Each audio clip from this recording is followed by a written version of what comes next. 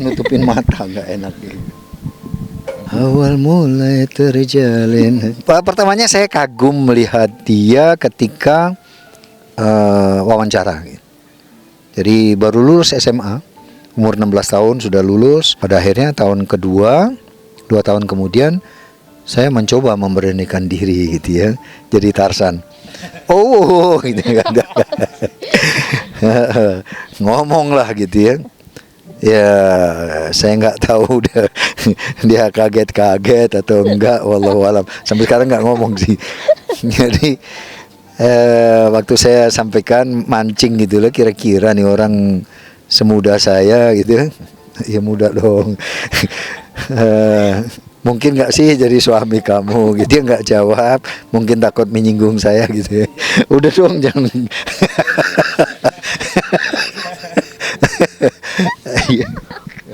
Ngomong apa adanya kan. Jadi nggak dikasih jawaban saya. 1 bulan nggak dikasih jawaban. Awalnya sih pasti kaget dikasih kesambar petir. Waduh, baru denger gue. Jawabannya mengejutkan, mau gitu ya. Tapi maunya pakai tanda petik gitu ya. Ya insya Allah sih 2-3 tahun lagi. Waduh, 2-3 tahun lagi berarti 5 tahun setelah itu ya. Kenalan 5 tahun, gimana ini ya. Pada akhirnya 3 tahun kemudian baru dia menyatakan mau gitu ya. Padahal saya nggak bilang mau bunuh diri kalau nggak diterima ya.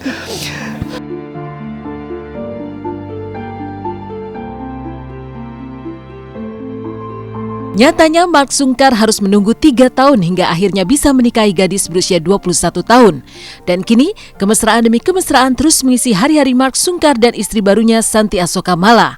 Perbedaan usia yang terpaut 45 tahun seakan tak jadi penghalang. Layaknya yang muda yang bercinta, Mark dan Santi tak sungkan mengurai kemesraan. Seakan ingin menyempurnakan pemaduan cinta, Mark yang makin mesra dengan Shanti ingin membangun istana cinta berdua, yakni sebuah villa di Puncak, Jawa Barat. Di istana yang akan dibangun itulah mereka akan menikmati madu cinta sebagai pasangan baru dengan anak-anak mereka nanti. Mark memang ngebet ingin punya anak lagi dari Santi.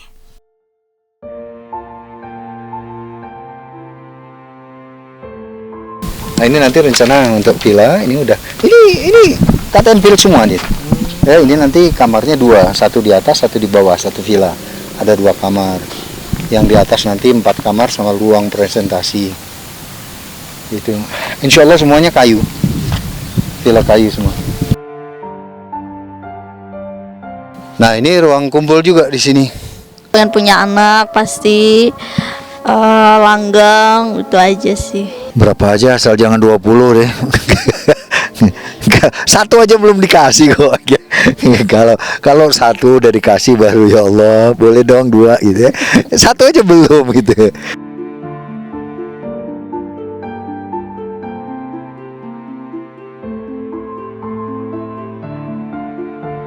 Keinginan Mark yang menggebu-gebu untuk mempunyai anak lagi bertolak belakang dengan mantan istrinya Fanny Bauti yang juga telah menikah lagi dengan seorang bule Belanda bernama Khalid Shoemaker.